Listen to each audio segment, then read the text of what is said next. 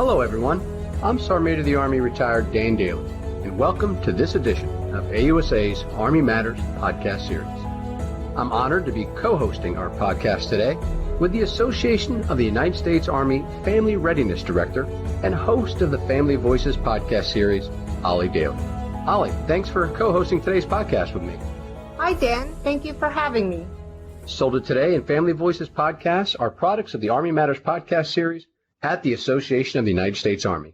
Both Soldier Today and Family Voices focus on those topics that are relevant and needed by our soldiers and their families serving the regular Army, the Army National Guard, and the Army Reserve. Today, Holly and I have the honor of co-hosting two individuals who are no strangers to both the Soldier Today and Family Voices podcasts, the 16th Sergeant Major of the Army, accompanied by his wife, Alexandra. Together, SMA Grinston and Alexandra serve as the Senior Enlisted Team, advising on all matters pertaining to the soldiers and families of the United States Army. SMA, Alexandra, thanks for joining us and welcome to the studio. Dan, thanks for having us, and we're really happy to be here. It's going to be a great topic and great discussion. Well, we know that your time is very valuable, and we greatly appreciate the opportunity of both of you coming back on the show. But let's get right to it. SMA, you have said time and time again that it is important to get to know the members of your squad. Could each of you share with our listeners a little bit about yourselves? Where did you grow up? SMA, let's start with you, please. Thanks, Dan.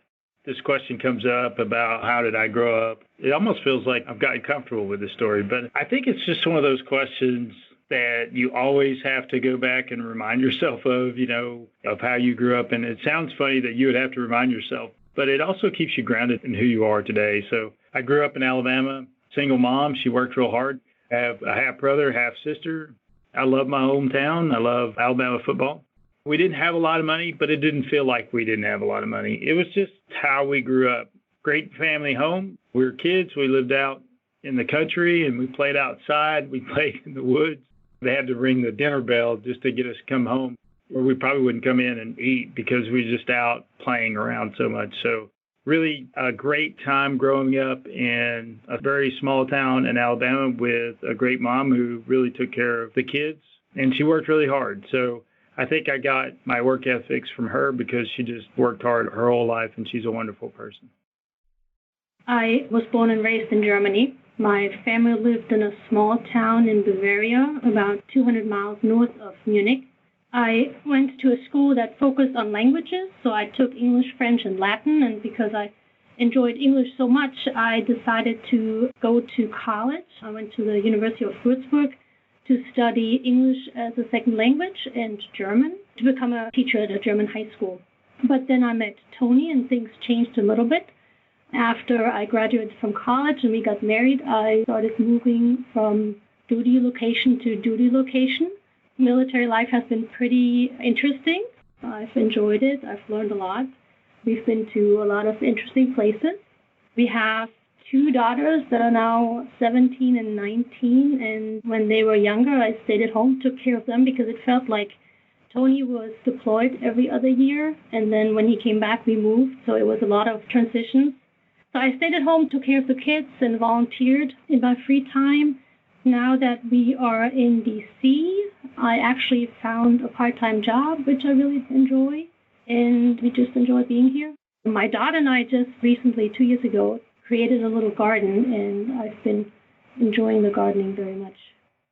And Dan, you can see that by how she grew up, I married up, so, I'm really lucky. So. SMA, many of us have married up. It's obvious that you have too. So, well, let me turn it over to my better half, and I know she has a question about some of the things you said, Alexandra. Well, I will say, Alexandra, I have seen your garden, and you have an absolutely wonderful green thumb. And I have a question for you. I know our listeners would love to hear the story, so I have to ask, how did you both meet?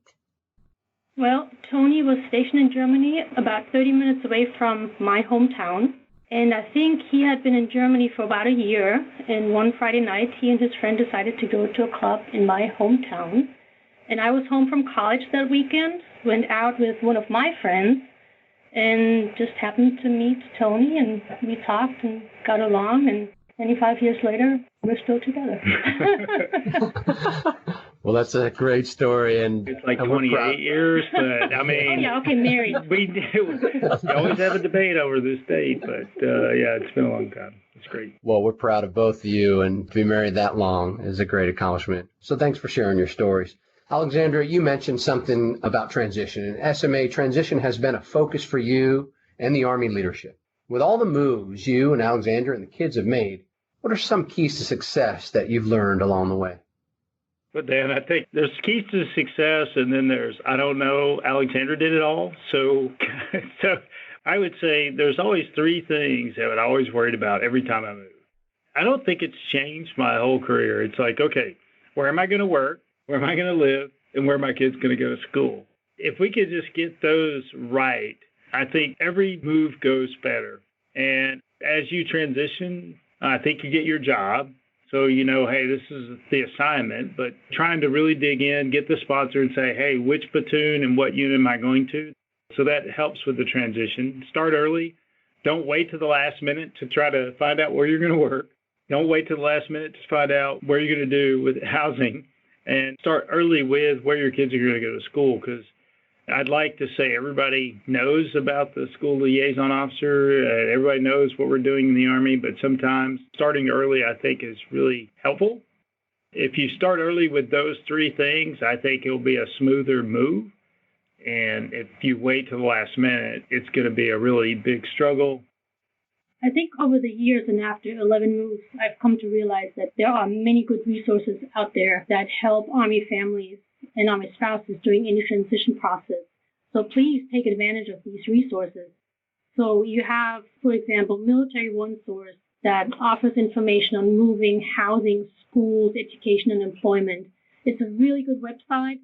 And then they also connect you with moving experts or education consultants to give you personalized help. So I can really recommend Military One Source. But then you also have other organizations, for example, Military Child Education Coalition, that helps and supports military-connected children through a variety of service programs and resources. And then my husband already mentioned the school liaison officer at each duty location that can provide information on schools and resources. And every duty location has Army Community Services, and they offer help through their relocation readiness program manager. They have a lending closet, they have welcome packets and other resources. You have all these internet resources, but you also find a lot of help, I think, when you talk to other spouses. Connect with other spouses and ask them about their experiences, what they know about a specific duty location. And I have to tell you that I've met spouses that have really good moving tips. I think most Army spouses are experts in moving, and they are more than happy to share moving tips with you. When I was younger, I focused on helping the kids settle in and find a good school, and I always found it helpful to volunteer at the school that my daughters went to, because you get to know the teachers and the staff and you meet other parents. And then later on, I focused more on getting all their paperwork together. So really making sure that we have all the transcripts and all the information they need for the next school, or then later on for college applications. Well, SMA and Alexandra, thanks. Those are some great tips and some great resources. Like you said, there's so much out there for families and military members to use. They just got to reach out and ask. We're going to take a quick break, and we'll get back to the next topic in just a moment. Have you purchased your AUSA swag yet? Be proud to show your support for AUSA, which in turn shows your support for the U.S. Army and our soldiers. Check out all AUSA swag at shop.ausa.org. SMA, staying on the topic of transition, many of our listeners are keenly aware that not every duty station is alike. For example, places like Fort Irwin that are quite remote may pose a different set of challenges to military families. What are some of the things Army families should be prepared for when they transition to remote locations, and how can they prepare themselves for what to expect? We've really worked hard on this, really defining inside the continental U.S. what is remote and isolated. And we really needed to define this, because we don't say, well, this is remote and isolated. We do actually have a pretty good definition when you're outside the U.S. But what we found out recently in the last year, we don't have a good definition of what that is. And more importantly, as we, as the Army, define that, then what resources do you get if we have this category of remote and isolated? Is that more MWR? Is it more of this or more of that? So, what tips we have if you're going to one of those locations is try to find out what's available at the school. Like, I'll just use Fort Irwin. Currently, the high school is pretty far away from the base. So what are those online resources or online classes we can take? We're trying to increase that, especially I think COVID helped us out with what we could do. You could take some classes in the school, but you could also do classes online if they don't offer the classes that you have. And we've been working really hard with the school system in that area to make these resources available. And some of this is not just all military. It's literally working with the local school system. So that's number one, finding what resources are there and then prepare for it, especially when it comes to schools. Also, just kind of preparing yourself to be without some things. So it's not just Fort Irwin, would say recruiters. If I'm not near a hospital, do I have the right TRICARE Prime, or am I in the right TRICARE region? Do I have this asset available? And then how do I operate where I don't have those things that are on a very large installation? If you're a recruiter in one of those places, make sure you know how to work the benefits, especially for healthcare. That's normally the number one, especially when we're talking to our recruiters. So those would be the two tips that I would give just right off the bat. The last thing would be just enjoy where you're at and find great things no matter where you're located. It feels like mostly stationed around the world, I don't have a lot of one location. I didn't stay at Bragg most of my career. It's just a lot of different locations. But I find where people say, I'm going to enjoy, so we're at Fort Riley, I'm going to enjoy Fort Riley and find the good things. I'm going to be at Fort Drum. I'm going to find the good things. If you want it to be exactly like where you came from, it's not going to be that, no matter what resources are available. So a little bit of a master resiliency is hunt the good stuff in those remote and isolated areas. It'll make the location more enjoyable. Yeah, because I think every location has something that is fun and is good for the family or for the soldier or the spouse. Sometimes you have to look a little bit longer or harder, but you'll always find something that you'll enjoy.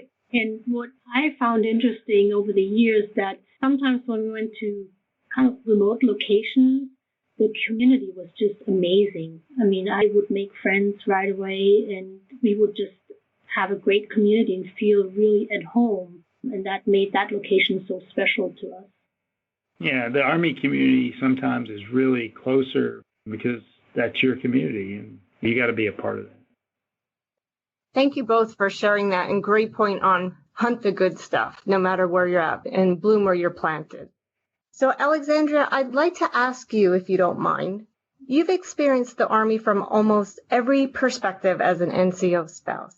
Can you talk about some of the differences in how you see programs like the Army Family Action Plan, the AFAP, between being a brigade CSM spouse and then moving to a nominal level spouse and now being at headquarters DA?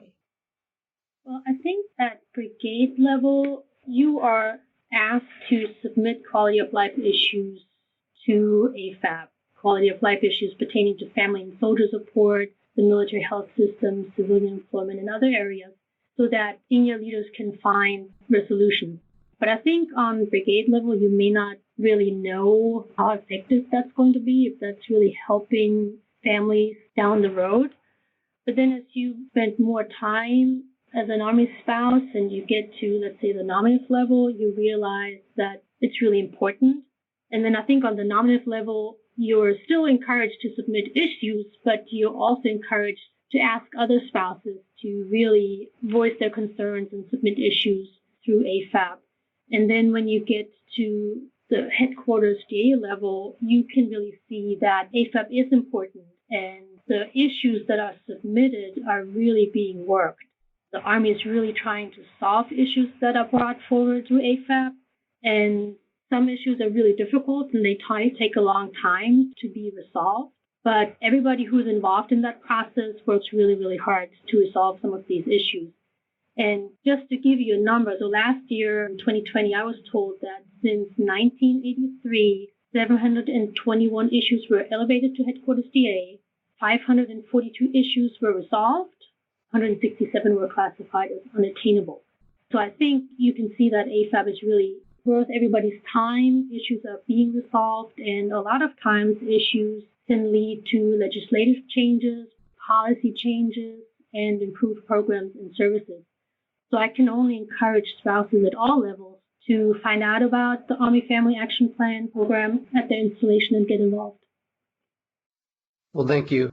SMA and Alexandra, one of your responsibilities is to manage and mentor the Army's enlisted nominative population that we've been talking about. For our listeners out there, that's our most senior enlisted NCOs and their spouses that are working for general officers. For both of you, what are some of the things that the Army is doing to prepare our nominative NCOs and their spouses so they can assist their units with transition?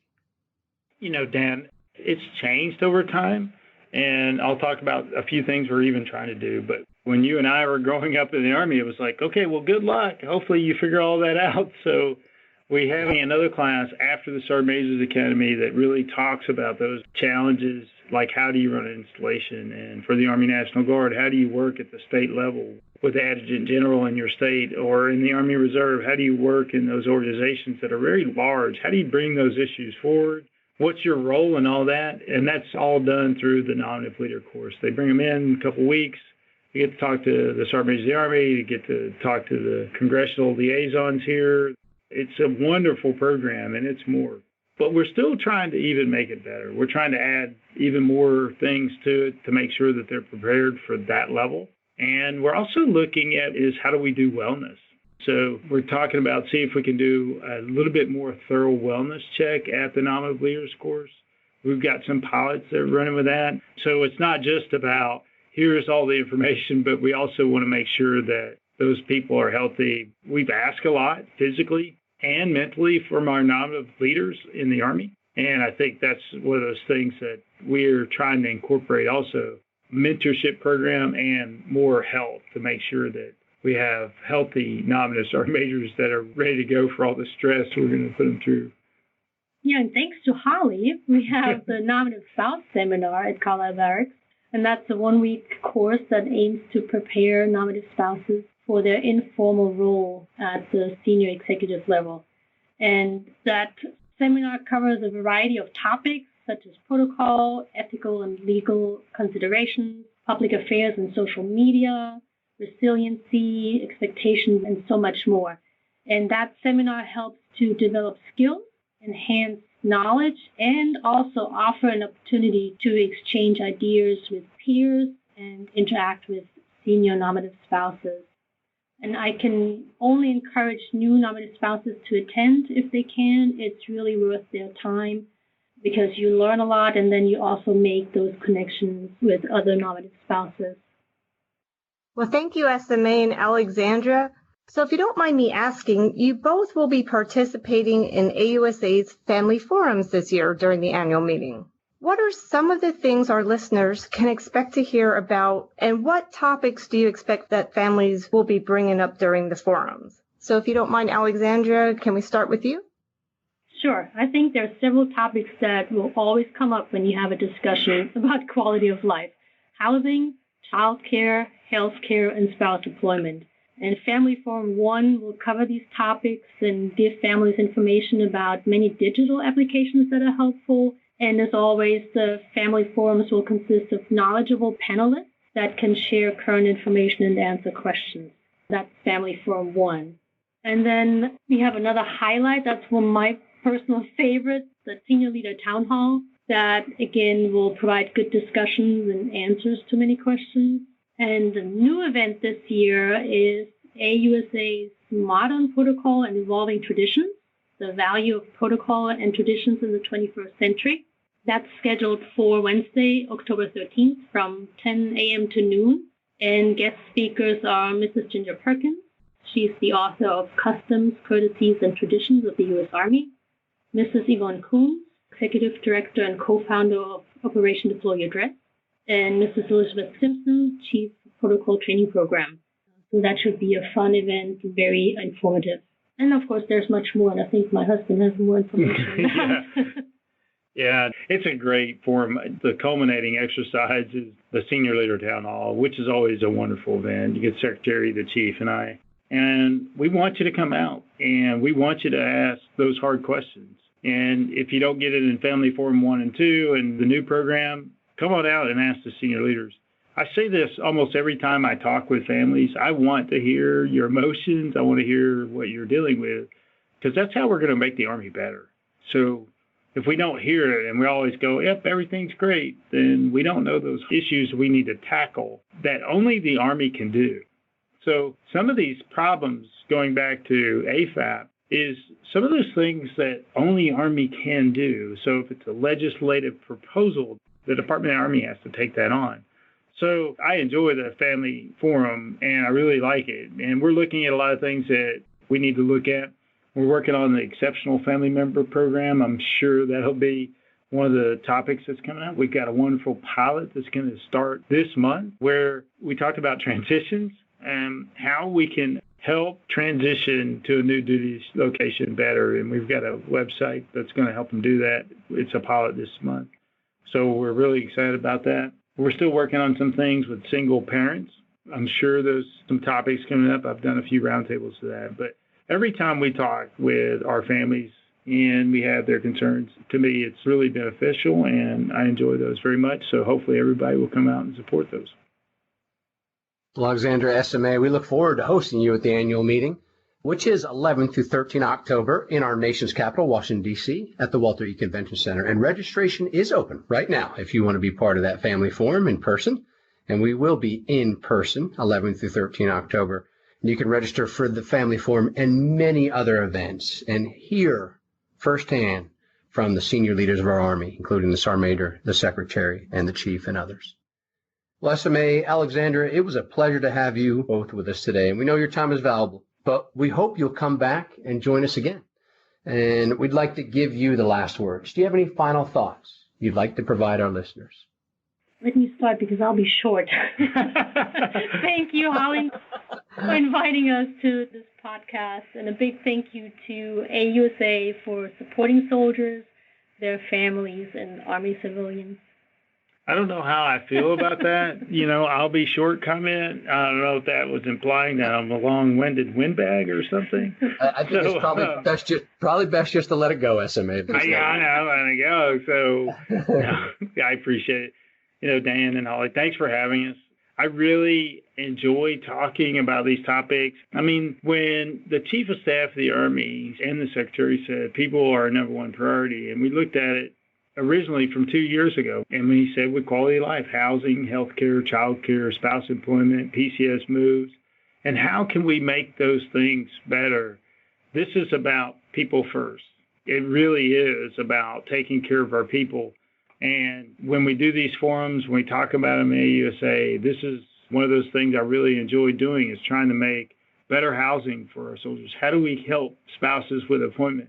And that's one of the aspects I truly enjoy about my job. So thank you for hosting us. Thank you for having us here today. And more importantly, thank you to all the soldiers and families and of all that we have done since I've been in the Army for 33 years.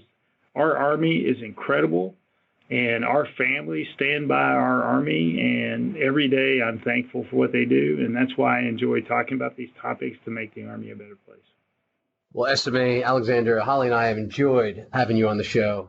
And I can tell you, we are blessed to have both of you as our senior enlisted leading team, taking care of our soldiers and our families of the United States Army.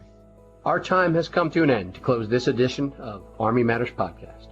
All of us here at the Association of United States Army want to thank SMA Michael Grinston and Mrs. Grinston for joining us today. As Army alums, I can say from all of us across the country, thank you both for all you do for our soldiers and their families. To all our listeners, thanks for joining us. Be sure to subscribe to the Army Matters Podcast on iTunes and everywhere podcasts are found. The Army Matters Podcast series is brought to you by the Association of the United States Army, the U.S. Army's professional association, member-supported, Army-connected. Visit us at AUSA.org for more information or to become a member. Your membership helps AUSA continue to carry out its mission to educate, inform, and connect with the total Army, our industry partners, and our supporters of a strong national defense. For questions or to provide topic recommendations, email us at podcast@ausa.org. Have a great Army Day. Hua.